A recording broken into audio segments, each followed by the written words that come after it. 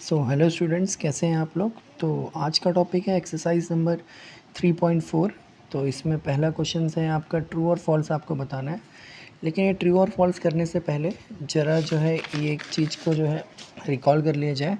यहाँ पर जो है रोम्बस की प्रॉपर्टी है, रेक्टेंगल की है और एक स्क्वायर की है। इन तीन चीज़ों का पहले हम एक बारी को समझ लेंगे, उसके बाद हम जो है ट्रू एंड फॉल्स करेंगे। तो पहला यहाँ पर लिखा हुआ है रोम्बस। रोम्बस क्या होता है? ये ऐसे फिगर का एक एक क्वाड्रिलेटरल होता है, ठीक है। अब इसमें क्या प्रॉपर्टी आती है? Opposite side of a rhombus are parallel. जो रोम्बस की जो अपोजिट साइड्स होती हैं ये क्या होती हैं? एक दूसरे के पैरेलल होती हैं। All side of a rhombus are equal. जो सारी की सारी जो रोम्बस की जो साइड्स होती हैं वो सारी क्या होती हैं? आपस में इक्वल होती हैं। The diagonal of a rhombus are perpendicular bisector of one another. जो डायगोनल होते हैं इनके रोम्बस के वो क्या होते हैं? परपेंडिकुलर बाइसेक्टर होते हैं। परपेंडिकुलर बाइसेक्ट मतलब कि जो डायगोनल है वो बाइसेक्ट तो करते हैं एक दूसरे को इक्वल पार्ट में, और यहाँ पर क्या क्या बोलते हैं? 90 डिग्री का एंगल बनाते हैं, ठीक है। तो इससे हमें एक चीज़ और पता लगती है कि सारे के सारे रोम्बस क्या होते हैं? पैरेललोग्राम होते हैं, ठीक है। अब अगला है रेक्टेंगल। रेक्टेंगल के बारे में क्या होता है? ये एक ऐसा फिगर होता है जिसके जो होते हैं अपोजिट साइड्स क्या होती हैं? वो पैरेलल होती हैं, और अपोजिट साइड्स रेक्टेंगल की क्या होती हैं? इक्वल होती हैं। ये साइड इसके इक्वल हो जाएगी और ये साइड इसके इक्वल हो जाएंगी। और each of the angle is a right angle. और इसमें जो हर एक जो एंगल बना होगा वो सब क्या होगा? राइट एंगल, मतलब 90 डिग्री होगा। एक और पार्ट है diagonal. The diagonal of a rectangle are equal. जो इनके जो डायगोनल्स बनेंगे यहाँ पर जो इनके डायगोनल्स बनेंगे, ये ऐसे वाले जो डायगोनल्स बनेंगे वो भी क्या होते हैं? इक्वल होते हैं और बाइसेक्ट करते हैं एक दूसरे को। तो इससे एक पॉइंट जो निकल के आता है, तो सारे के सारे रेक्टेंगल्स क्या हैं? पैरेललोग्राम है। अगला टॉपिक है आपका स्क्वायर। तो स्क्वायर एक 4 साइड क्लोज्ड फिगर होता है जिसमें क्या होते हैं? Opposite side. सेम इसमें भी अपोजिट साइड जो स्क्वायर के होते हैं वो क्या होते हैं?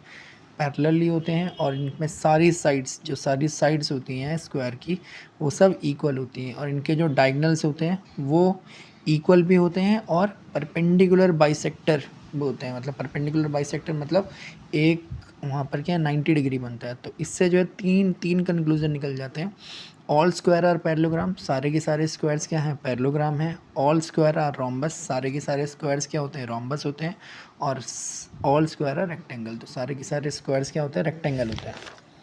अब यहाँ पर ट्रू फॉल्स है। तो पहला ट्रू फॉल्स है, ऑल रेक्टेंगल्स आर स्क्वायर। क्या सारे के सारे रेक्टेंगल स्क्वायर हो सकते हैं? नहीं। स्क्वायर सारे स्क्वायर जो रेक्टेंगल्स हो सकते हैं, लेकिन सारे के सारे रेक्टेंगल्स क्या हो सकते हैं? वो स्क्वायर नहीं हो सकते। अगला है ऑल रोम्बस आर पैरेललोग्राम। क्या सारे के सारे रोम्बस पैरेललोग्राम होते हैं? जी हाँ, अभी हमने जस्ट पढ़ा कि सारे के सारे रोम्बस क्या होते हैं? पैरेललोग्राम होते हैं।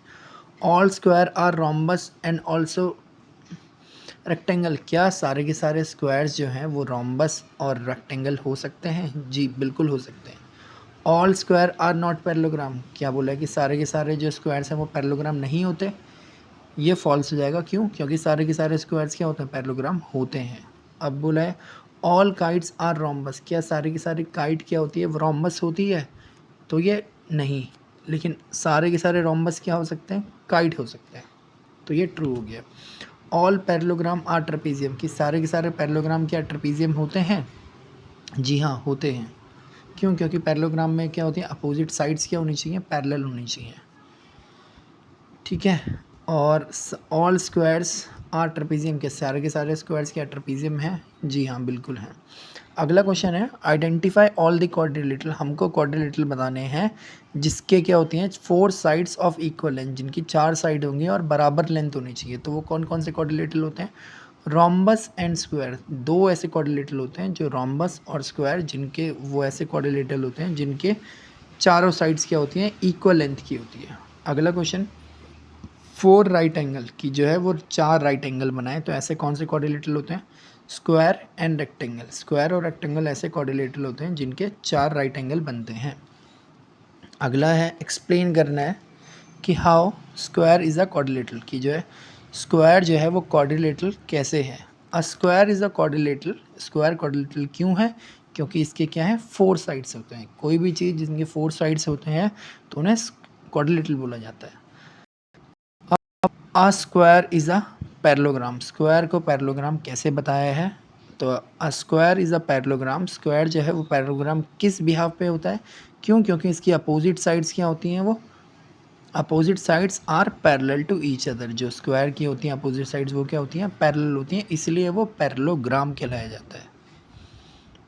ओके अब अगला है कि how explain how a square is a rhombus. आपको बताना है कि जो स्क्वायर है वो रोम्बस कैसे है।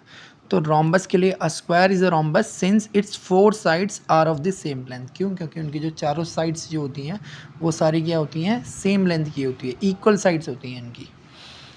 Explain how square is a rectangle. हमको बताना है कि स्क्वायर रेक्टेंगल कैसे है। अ square is a rectangle since each interior angle measure 90 degree. उसका जो हर एक जो एंगल होता है वो क्या होता है, 90 डिग्री का होता है, इसलिए।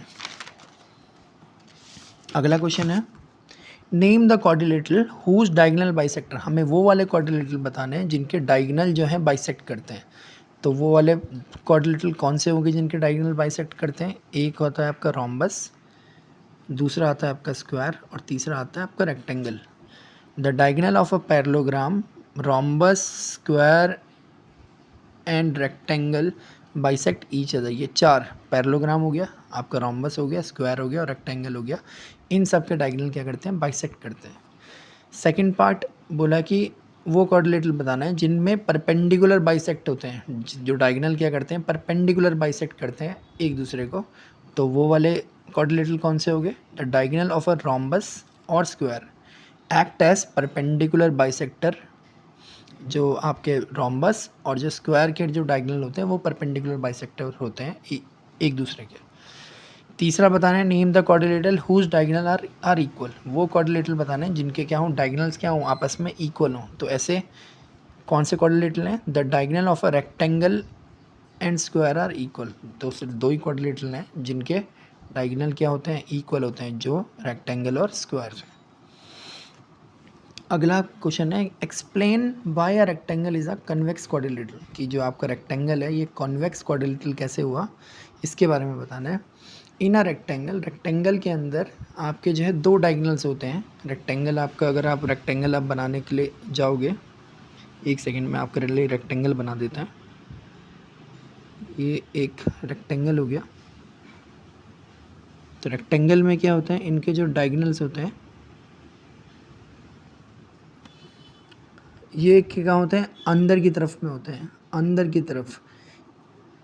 इन rectangle there are 2 diagonals both lying on the interior of the rectangle. अगर किसी चीज़ के जो है अंदर क्लोज सरफेस के अंदर की तरफ में अगर कोई डायगोनल बनते हैं तो उनको बोला जाता है कॉन्वेक्स। तो इसलिए ये क्या है, कॉन्वेक्स क्वाड्रिलेटरल है। ठीक है, अगला क्वेश्चन है ए बी सी। ए बी सी क्या है, एक राइट एंगल ट्राइंगल है। ए बी सी एक राइट एंगल ट्राइंगल है, मतलब ये 90 डिग्री है। And O is the midpoint of the side opposite to the right angle. और ओ क्या है, मिड पॉइंट है। ये 2 साइड्स का क्या है, एक मिड पॉइंट है। हमको बताना है explain O is equidistant from A B and C. O क्या है, इक्व डिस्टेंस है, मतलब ओ से बी की दूरी सेम है, ओ से ए की दूरी सेम है और ओ से सी की दूरी सेम है। इसके बारे में बताना है।